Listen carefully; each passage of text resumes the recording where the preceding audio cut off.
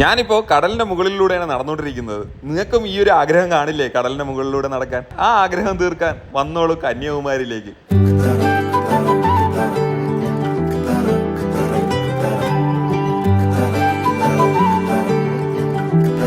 ഇന്ത്യയിലെ തന്നെ ആദ്യത്തെ കടലിന്റെ കുറുകെയുള്ള ഗ്ലാസ് പാലത്തിലാണ് നമ്മളിപ്പോൾ നിൽക്കുന്നത്.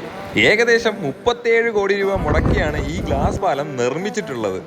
2024 ഡിസംബർ 30 ഈ പാലത്തിന്റെ ഉദ്ഘാടനം നടന്നിട്ടുണ്ടായിരുന്നത്. നിങ്ങൾ കന്യാകുമാരിയിലേക്ക് ട്രിപ്പ് പ്ലാൻ ചെയ്തേക്കുകയാണോ?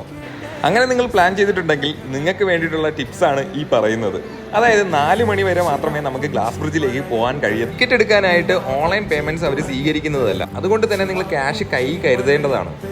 നമ്മൾ കന്യാകുമാരി ഗ്ലാസ് ബ്രിഡ്ജിനെ കുറിച്ചൊരു ഡീറ്റെയിൽഡ് വീഡിയോ ഓൾറെഡി നമ്മുടെ ചാനലിൽ അപ്ലോഡ് ചെയ്തിട്ടുണ്ട്. നിങ്ങൾ അതൊന്ന് കണ്ടു നോക്കൂ. വീഡിയോയുടെ ലിങ്ക് ഞാൻ ഡിസ്ക്രിപ്ഷനിൽ കൊടുത്തിട്ടുണ്ട്.